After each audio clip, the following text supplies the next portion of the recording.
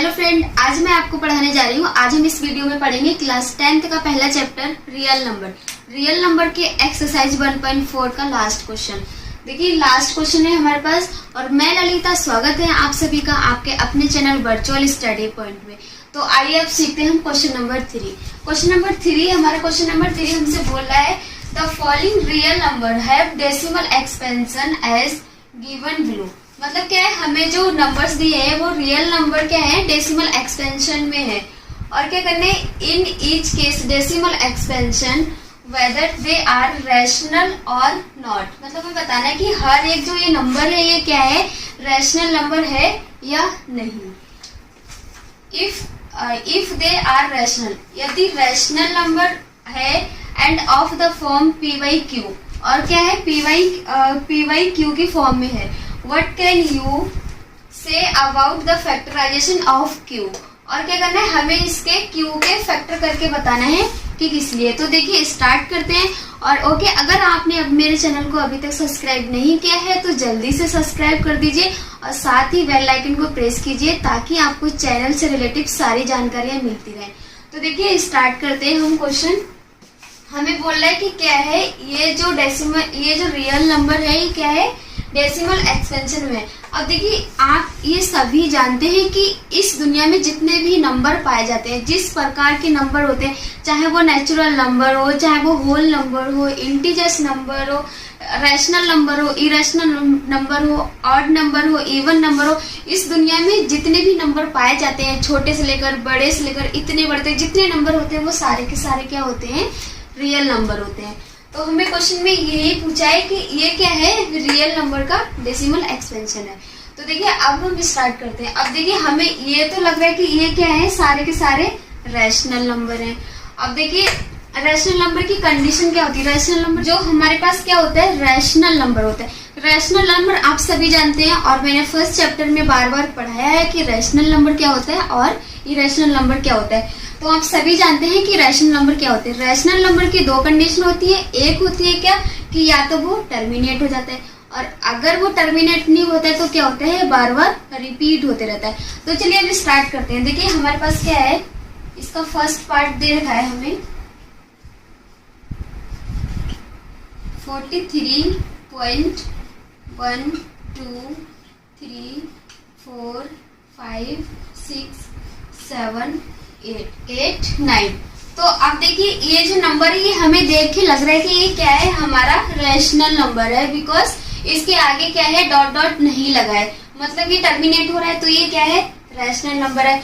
तो देखिए ये रैशनल नंबर है, ये हम सिर्फ इतना लिख देंगे कि ये क्या है, एक रैशनल नंबर है। तो क्या है, आपको पेपर में नंबर नहीं मिलेंगे क्योंकि सिंपल सा लॉजिक है। अगर आप सीधे लिखे आ जाएंगे, ये बात तो एग्जामिनर भी जानता है ना कि रैशनल नंबर है, लेकिन आपको क्या करना है, पेपर में ऐसे स्टेटमेंट लिखे आना है कि एग्जामिनर भी देखे। वो आप एग्जामिनर क्या होता है, आपके दिमाग को चेक करता है, लेकिन आपको क्या करना है, उसी हिसाब से यहाँ पर स्टेटमेंट लिखे आना है पेपर में कि ये क्या है, रैशनल नंबर है। तो चलिए स्टार्ट करते हैं। देखिए इसको लिख लेते हैं, हम स्टेटमेंट लिख लेते हैं। This number has a terminating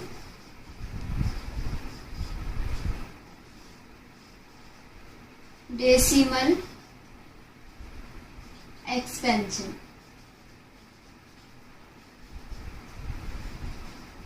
ठीक हो गया, ये क्या है, ये नंबर है, ये क्या है, ये जो नंबर है वो टर्मिनेटिंग डेसिमल एक्सपेंशन है।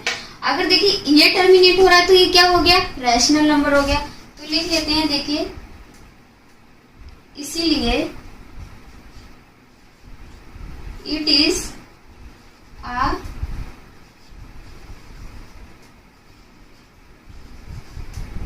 Rational number.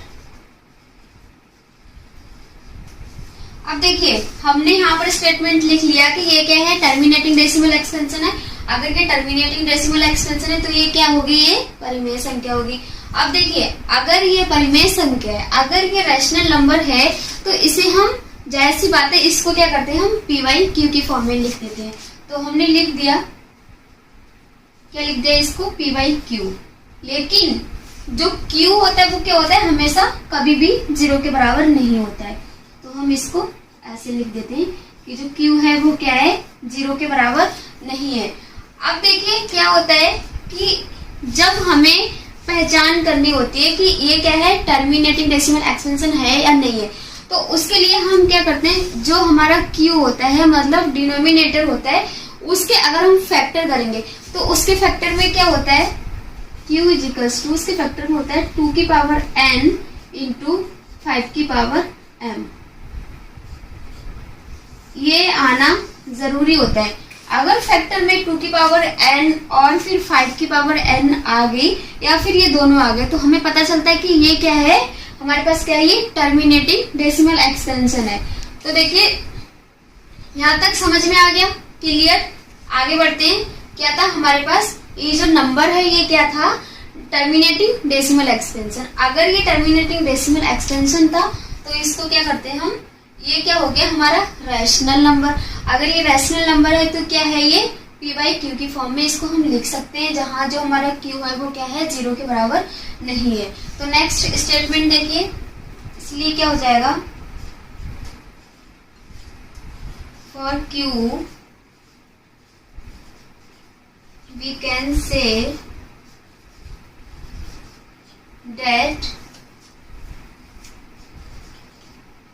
the prime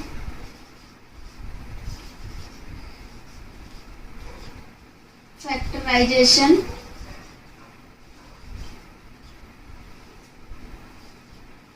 in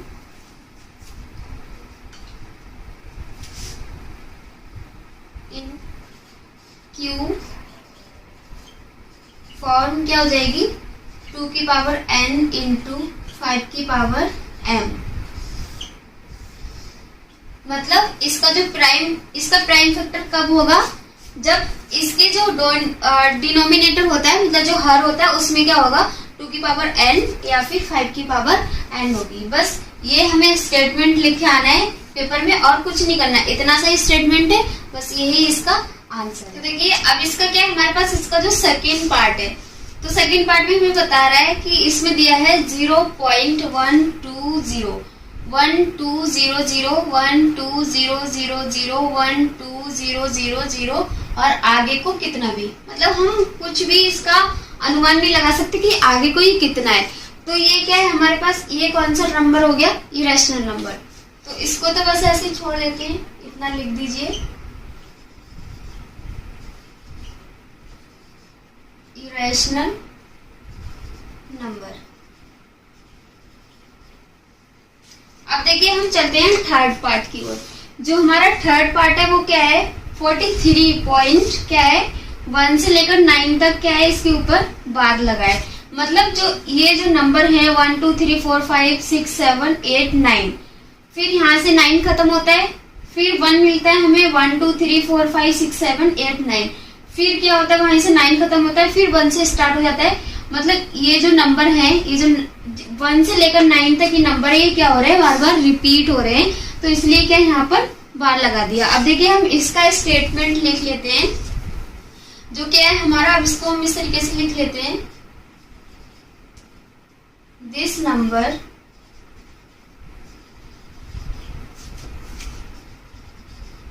has a non-terminating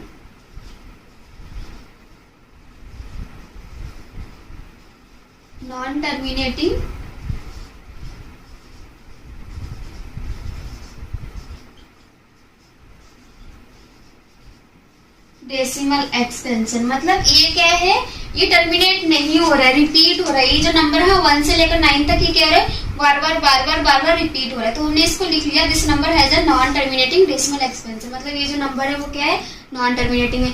अब देखिए ये नॉन टर्मिनेटिंग तो है, लेकिन क्या है, ये क्या है हमारे पास, नॉन टर्मिनेटिंग तो है, लेकिन क्या ये परिमेय संख्या भी तो है। ये आप सभी जानते हैं कि परिमेय संख्या होती है, उसकी 2 कंडीशन होती है। एक क्या होता है कि नंबर पूरा का पूरा कट जाता है, मतलब टर्मिनेट हो जाता है, और दूसरा क्या होता है, वो रिपीट होते रहता है, बार बार उसको हम कितना भी करेंगे रिपीट होते रहता है।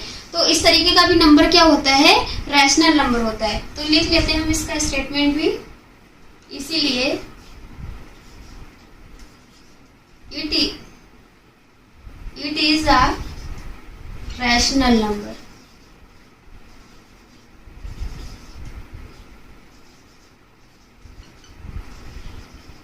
Rational number. अब देखिए अगर ये रैशनल नंबर है तो हम इसको क्या करते हैं, पी वाई क्यू की फॉर्म में लिख लेते हैं। हमने इसको पी वाई क्यू की फॉर्म में तो लिख लिया, लेकिन जो हमारा क्यू है वो क्या है, कभी भी 0 के बराबर नहीं होगा।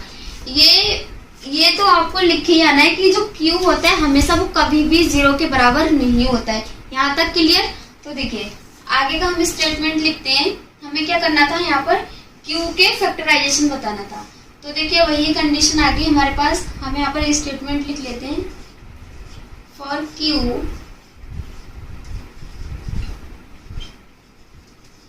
We can say that the prime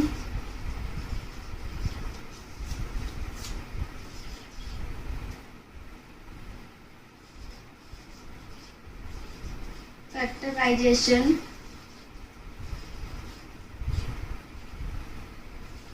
of क्या हो जाएगा,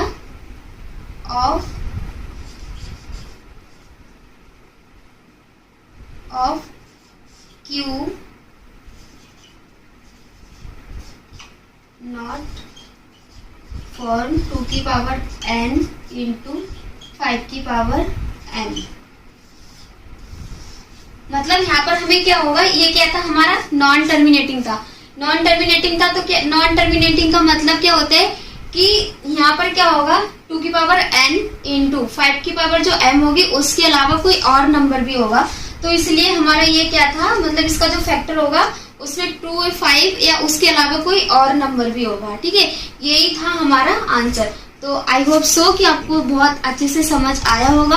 और अगर आप लोगों को समझने में कोई भी दिक्कत आई है तो मुझे कमेंट सेक्शन में जरूर बताइएगा। और हाँ, वीडियो को लाइक, शेयर और सब्सक्राइब करना कभी भी मत भूलिएगा, क्योंकि थोड़ी देर का काम है दोस्तों, ये फ्री का काम है। जल्दी से चैनल को सब्सक्राइब कर दीजिए और साथ ही बेल आइकन को प्रेस कीजिए ताकि आने वाला कोई भी नोटिफिकेशन आपसे मिस ना हो पाए।